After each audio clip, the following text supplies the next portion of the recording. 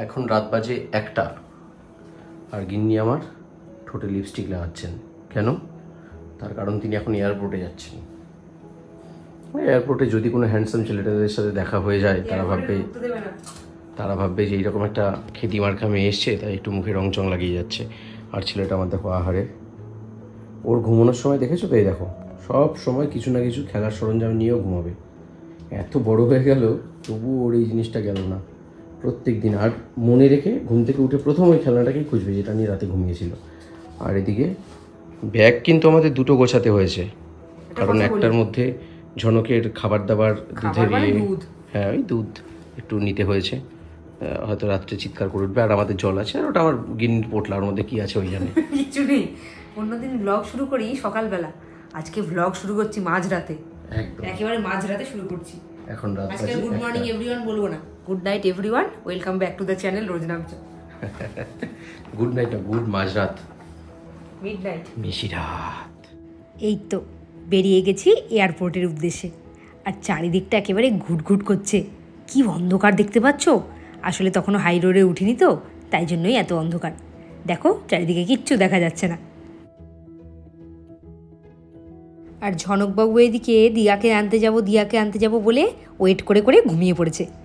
আমরা তো এখন ঝনককে নিয়ে একেবারে কোলে করে সিটের মধ্যে শুয়ে দিয়েছি। এখন পুরোটা রাস্তাও ঘুমোতেই যাক। রাস্তায় জাগুলি পর্যন্ত আমরা খুব জ্যামে পড়েছি। জ্যামটা আর কিছুরই না, ওই লরির।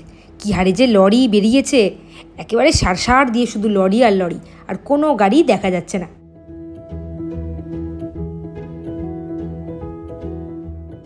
আসলে সামনেই ছিল টোলগেট, ওই জন্যই অত লরির ভিড়। টোলগেটটা পেরিয়ে যাওয়ার পর লরির ভিড়টা আস্তে আস্তে কমে গেল।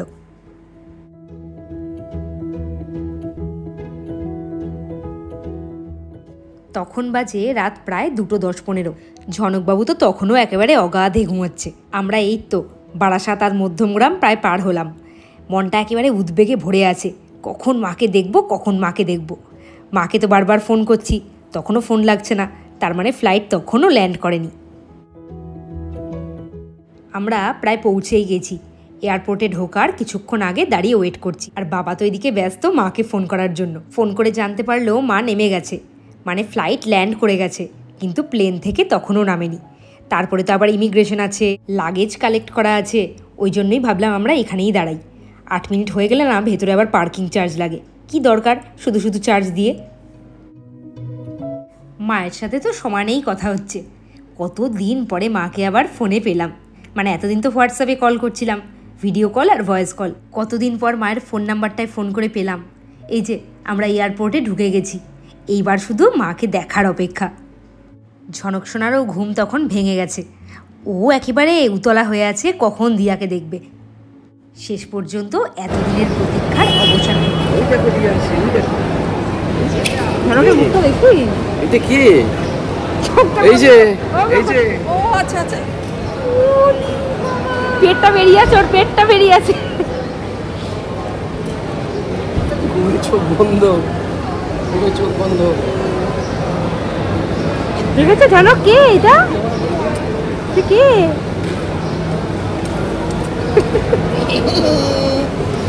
ঘুম নষ্ট করে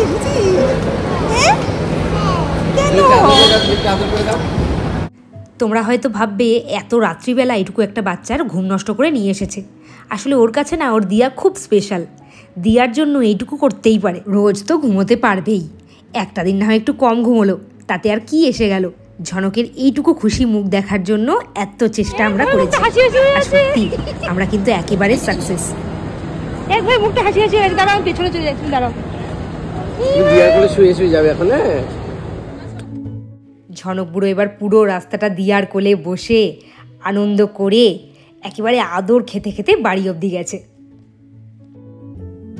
আমরা মাকে ওয়েলকাম জানানোর জন্য এই চকলেটটা নিয়ে গেছিলাম। তবে মা যে হারে চকলেট নিয়ে এসেছে ওখান থেকে, এই চকলেটটা একেবারেই নগণ্য। যদিও মা সেটা মনে করেনি, মায়ের কাছে এটা খুবই স্পেশাল। বাড়ি এসে গেছি আমাদের, এই যে দাও। আমরা 1:10 নাগাদ বাড়ির থেকে বেরিয়েছিলাম, আর তখন বাজে 4:30 মতো। অনেক তাড়াতাড়ি আমরা সমস্ত কাজ ছেড়ে বাড়ি পৌঁছে গেছি। এবার গিয়ে একটু বিশ্রাম নিয়ে নিই। Good morning everyone, welcome back to the channel Rojnamcha. আমার মুখটা দেখেই বুঝতে পারছো কতটা খুশি। আর ঝনক কালকে এত খুশি হয়েছে, ঝনককে নিয়ে যাওয়াটা সার্থক হয়েছে। ওর ঘুমটাতে একটু ঘাটতি হয়েছে ঠিকই, কিন্তু এই মজাটা তো পেতো না বাড়িতে থাকলে। 3টে অবধিও গাড়িতে ঘুমিয়েছে, 12টা থেকে 3টে অবধি। ও তো রাত্রে ঘুমোয় দেরি করে, 3টে অবধি ঘুমিয়েছে, কিন্তু 3টের পর থেকে আর ঘুমোয়নি 4:30 পর্যন্ত। দিয়াকে পেয়ে দিয়ার সাথে সমানে আদর খেয়েছে, গল্প শুনেছে, এই করে গেছে। দিয়া কি এনেছে এইসব জানতে চেয়েছে, এইসব করেছে। বাড়িতে আসার পর ওর ঘুমিয়েছে। এখন বেজে গেছে 9:30। আমি তো ব্লগটা শুরু করেছি সেই রাত থেকেই, মাঝখানে একটু রেস্ট নিয়েছিলাম। 4:30 বাড়িতে ঢুকেছি তো, রাত্রে তো ঘুম হয়নি। 4:30 থেকে ওই 6:30 7টা অবধি আমি একটু ঘুমিয়েছি। আর যেহেতু মা এতদিন ছিল না, বাবা ছিল একা, আর বাবার পক্ষেও সম্ভব না একা ঘরে থেকে সব ঘরদোর পরিষ্কার করে বাজার টাজার করে রান্না করা, তাই জন্য আমি আজকে ভাবলাম আজকে রান্নাটা আমিই পাঠাবো। রান্না দিদি তো সকাল সকালই চলে এসছে, মানে আজকে ছুটির দিন বলে সকাল সকাল চলে এসেছে। আর স্কুলের দিন থাকলে তখন দেরি করে, 8টার আগেই চলে এসেছে। তাই আমার আর ঘুম হয়নি। আমি ওই 7:40 অ্যালার্ম দিয়েছিলাম, তার আগে আমার ঘুম ভেঙে গেছে 7:30 সময়। রান্না দিদিকে তো বলা ছিল না যে একটু বেশি রান্না করতে হবে, যদি রান্না শুরু করে দেয় তখন তো আবার অসুবিধা হবে। তাই তাড়াতাড়ি করে উঠলাম, উঠে আবার রান্না দিয়ে এলাম নিচে, দিয়ে এসে এখন রান্না হচ্ছে। 9:30 বেজে গেছে। ঝনককে এখন খাওয়াবো বলে তাড়াতাড়ি ওকে ডাকতে গেছিলাম, গিয়ে দেখছি উনি বিছানার মধ্যে হিসি করে শুয়ে আছেন। মানে হিসি করেছে বলে বিছানার মধ্যে করেন, ডাইপার পরিয়ে দিয়েছিলাম। রাত্রে আর বিছানা করিনি। 4:30 সময় এসে তখন আর বিছানা করার এনার্জি ছিল না একদম। মুখের কিচ্ছু, মানে মুখটা পরিষ্কার পর্যন্ত ভোরবেলা এনার্জি ছিল না যে একটুখানি কাজকর্মগুলো করি। এবার আমি বিছানা করলে অবশ্য কোনো লাভ হতো না, ঝনক তো বিছানা থেকে সরে এসে মানে শোয় সবসময় উপুর হয়ে, আজকেও তাই করেছিল। এখন খাটফাট সব পরিষ্কার করলাম, চাদর টাদর করে ওকে এখন ওঠালাম। রাকেশ এখনও ঘুমোচ্ছে, রাকেশ একটু ঘুমোক, ঝনককে এখন খাইয়ে দেবো, কারণ এখন না খেলে আবার দুপুরে খেতে দেরি হয়ে যাবে। আর দিনটাকে শুরু করি, চলো সারাটা দিন দেখতে থাকো কি করি। ঘড়িতে বাজে প্রায় 10:30। ঝনককে খাইয়ে দিয়েছি, আর ওর তো টিভি দেখার স্টাইলই আলাদা, শুয়ে শুয়ে টিভি দেখে। আর এদিকে আমার খাবার নিয়ে নিয়েছি। এই পাশে আমার ঘুমের দরকার হয় না, ও কিন্তু এখনো ওঠেনি, এখনো ঘুমোচ্ছে। ঘুমের স্টাইল দেখো, পা তুলে। হ্যাঁ হ্যাঁ, পরশুদিন পরীক্ষা। হ্যাঁ কি না, আমি তোমার কাছে করব। আমার কাছে করবে? আচ্ছা ঠিক আছে। এখানে আমি খেতে বসেছি, আর ঝনক আমার থেকে রুটি দাও, ডিম দাও এই করে যাচ্ছে। একটু রুটি খেলো, দেখো ডিম খেয়েছে একটুখানি, যে ভাঙা, এই করে যাচ্ছে। ঝনকের সোমবার থেকে রিটিন শুরু। ওরালটা তো হয়ে গেছে, আর রিটিন যেহেতু শুরু তাই জন্য ওকে তো একটু লেখাতেও হবে। যেই বললাম চল একটু লিখবি, সে চিৎকার, লিখবেই না। তখন বললাম ঠিক আছে একটু ড্রয়িং করে নিই, তারপরে লিখবো। একটু কালার করেই ছেলে আমার শান্ত হয়ে গেছে, তারপরেই বসিয়ে দিয়েছি লেখাতে। আজকে না ইংলিশটাই করাচ্ছি, কারণ সোমবার দিন ইংলিশ পরীক্ষা। ও সবই মোটামুটি লিখতে পারে, কিন্তু মাঝে মাঝে এরকম ভুল করে দেয়, মানে সব লেখা উল্টে দেয়। ওদের স্কুলের খাতায় যেরকম পড়ানো হয়েছে আমি সেই রকমই একটু প্র্যাকটিস করিয়ে দিচ্ছি, যাতে পরীক্ষা এরকম এলে কোনো রকম প্রবলেম না হয়।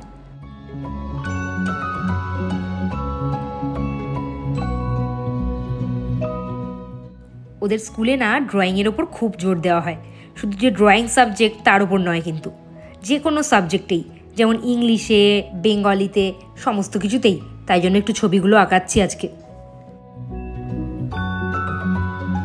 এদিকে সব খাওয়া চলছে, এই একজন আরেকজনকে 1/2 ঘন্টা আগে খেতে দিয়েছি, এখনো যে পড়ে আছে। এই আমার ডিম কে খেলো? এই যে এটা। তুমি আমার ডিমটা লুকিয়ে খেয়ে নিয়েছো?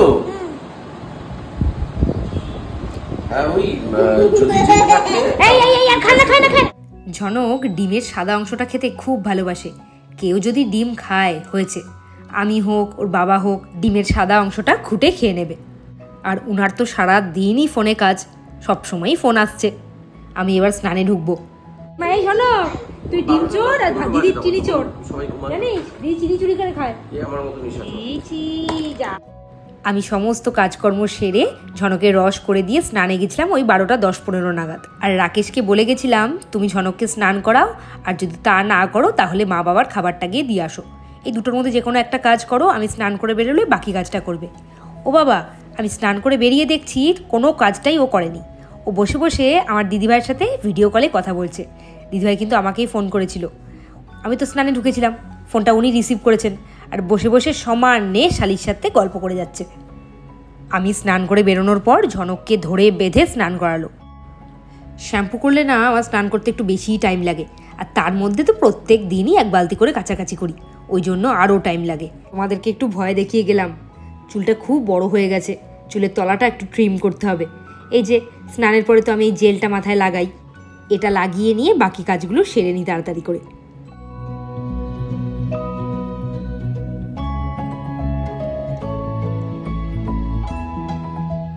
3:30 বাজে, এখনো খায়নি। যে খাবার ঢাকা দিয়ে রেখে দিয়েছি, বাবাদের খাবার দিতে গেছিল, দিতে গিয়ে অনেক দেরি করেছে। এখন আবার তার শখ হয়েছে, এখন তার আবার সব বাজার করেছে এসব করতে গিয়ে, এখন আবার তার শখ হয়েছে সে নাকি আজকে পুকুরে সাঁতার কাটতে যাবে। আর তোমার ছেলে আর তোমার দাদার মেয়ে দুজন মিলে এই ঘরের অবস্থা দেখো করেছে। এখন সময় বিকেল 5:20 আর আমার এখনো খাওয়া হয়নি, এবার খেতে বসবো। আসলে পুকুরে ঝাঁপিয়ে তারপর এলাম। এখন আমাদের আশপাশে অনেকগুলো পুকুর ছিল, কিন্তু সবগুলো পুকুরই একটা একটা করে মানে কিভাবে সব শেষ হয়ে গেল। এখন খানিকটা দূরে একটা পুকুর আছে আমাদের পাড়ার মধ্যেই, যাই হোক, তো সেখানে গেছিলাম, সেখানে গিয়ে মিনিট 20 মতো ঝাঁপিয়ে এলাম। বেজে গেছে সন্ধ্যে 7টা, এবার আমরা রেডি হয়েছি। ঝনক যাবে কার বাড়ি? দিয়ার বাড়ি। দিদার বাড়ি যাবে না? না। কেন? দিয়ার বাড়ি। দিদা তো কাঁদছে, বলছে যে ঝনক বাবু কোন। বলো দিদার কাছে। তুমি পাগল হয়ে গেছো? বলছি দিদা তো কাঁদবে, বলবে যে ঝনক ভাই কালকে যাবে তো, কালকে যাবে তো। বলো আজকে একটু দিদার কাছে ঘুরে আসি, কালকে যাবো দিদার কাছে। আমি আজকে দিয়ার কাছে ঘুরে আসি, কালকে দিদার কাছে যাব। ঠিক আছে।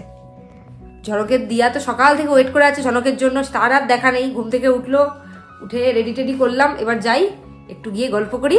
আর ঝনক অনেকদিন পরে দিয়ার সাথে কিছুটা টাইম কাটাবে। ঝনক এতটাই অস্থির হয়ে গেছে, বাবার আগেই ও বাইকে উঠে যায় পারলে।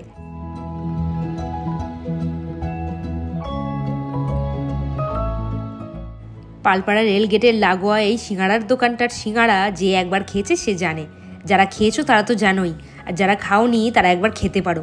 এটা মায়ের একেবারে ফেভারিট জিনিস, তাই জন্য মায়ের জন্য নিয়ে নিলাম। কোথায় এসছো? দিয়ার বাড়িতে। আসো ঢুকো, ঝনকের খুব মজা। আমাদের বাড়িতে আজকে যাবে না, পরে।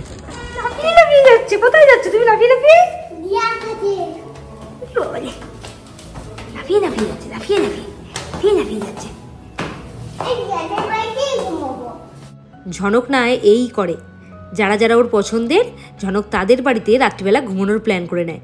যেমন চেরিবেরির বাড়িতে গেলে বলে চেরিবেরির সাথে ঘুমোবো, আবার দিয়ার বাড়িতে এসে মনে মনে ঠিক করে নিয়েছে ও দিয়ার বাড়িতে ঘুমোবে। জুতো খোলো। এই আবার রিয়াকশন দেখার জন্য লাফিয়ে আসছে। কি বলছো বলতো? আমি দিয়াদের বাড়িতেই ঘুমোবো।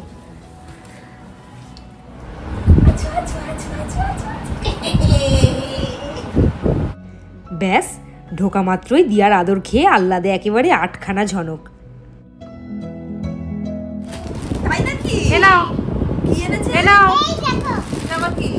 পয়লা বৈশাখে পাওনাটা মেটালাম।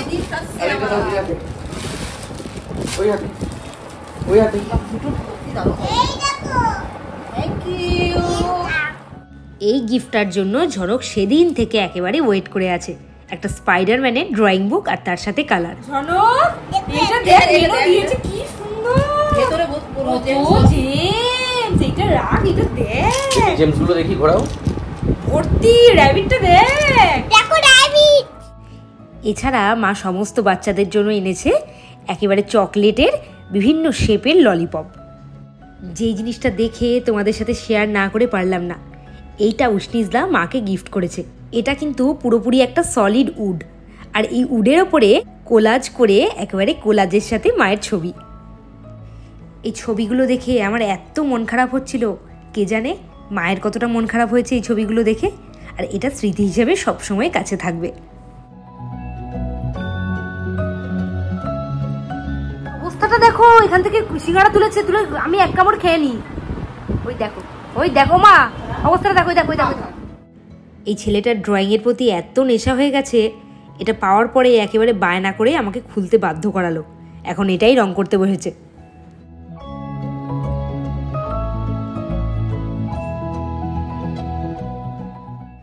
বাইরে এমন বিদ্যুৎ চমকাতে শুরু করলো আর এমন ঝোড়ো হাওয়া বইতে শুরু করলো, আমরা সমস্ত কিছু গুছিয়ে নিয়ে তাড়াহুড়ো করে বাড়ি চলে এসেছি। আর একটু দেরি করলেই বিপদে পড়ে যেতাম। আর দূরে ওই দেখো, দুটো মনে হচ্ছে না সাদা চোখ জ্বলছে ভূতের মতো, আসলে ওইটা আমার গাছটা, দুটো ফুল ফুটেছে।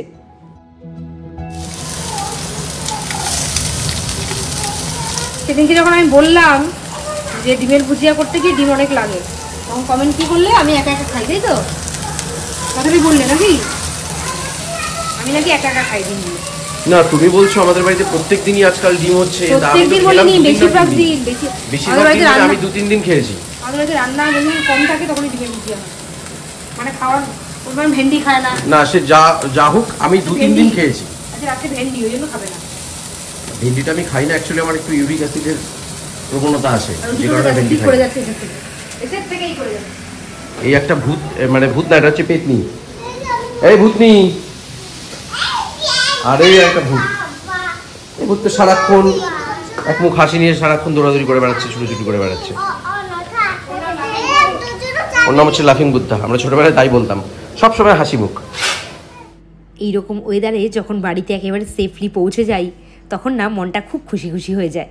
আর রাকেশকে দেখো, একেবারে মনের আনন্দে কবিতা পড়তে শুরু করেছে। মধ্যদিনের রক্তনয়ন অন্ধ করিল কে, ধরণীর পরে বিরাট ছায়ার ছত্র ধরিল কে, কানন আনন পাণ্ডুর করি জলস্থলের নিঃশ্বাস সরি, আলোয় কুলায় তন্দ্রা ভুলায় গগন ভরিল কে, আজকে যতেক বনস্পতির ভাগ্য দেখি যে মন্দ, নিমেষ গণিছে তাই কি তাহারা সারি সারি নিস্পন্দ, মরুদ পাথারে বারুদের ঘান এখনই ব্যাকুলি তুলিয়াছে প্রাণ, বসিয়াছে কানে দূর গগনের বজ্র ঘোষণ ছন্দ। ছোটবেলায় ক্লাস 10-এ আমাদের এটা সহায়ক পাঠ বইয়ের মধ্যে ছিল, কালবৈশাখী কবিতাটা। এখন একদম পারফেক্ট সময় এই কবিতাটা বলার, তাই হঠাৎ করে মনে পড়লো।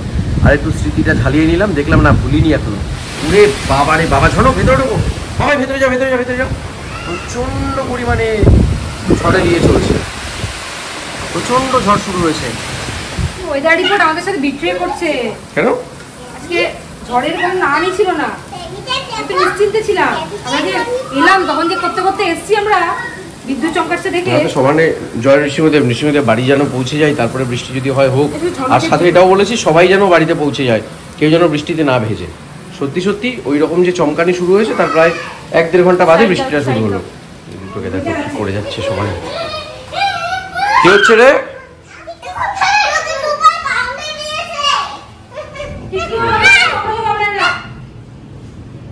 গাড়িটা পায়ের কাছে কেন?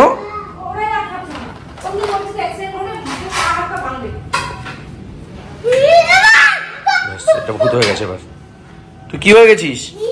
পরিমাণ ঠিক আছে আজকে? পরিমাণ ঠিক আছে, তার কারণ তোমার ওখানে অতটা ভেন্ডি আছে যেটা আমি একটুখানি টেস্ট করবো। তোমার জন্য পাঠিয়েছে মা। নাও পুঁই শাকটা নাও। বাড়িতে আসার পর ঝনককে খাইয়ে দিয়েছি আর ডিমের ভুজিয়া করে নিয়ে এবার দুজন মিলে বসেছি পেট পুজো করতে।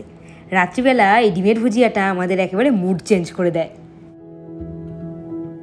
যখন ঝড় হলো তখন কতবার বললাম দরজাটা আটকাও, আটকালো না, বললো বৃষ্টি হচ্ছে ধুলো উঠবে না। আমি হাঁটতে পারছি না ঘরের মধ্যে, এই দেখো ধুলোর অবস্থা, ধুলো নাকি উঠবে না। এই যে পরিশ্রমটা আমার বাড়ালো এইভাবে। রাত বাজে 11টা, তো আমি ঘর ঝাড় দিচ্ছি। এবার কি হয়েছে, তখন প্রহ্লাদ মহারাজ বলছে কি, আমি তো সবসময় বিষ্ণুর নাম করি।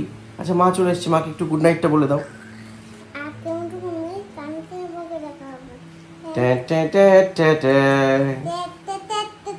Good night.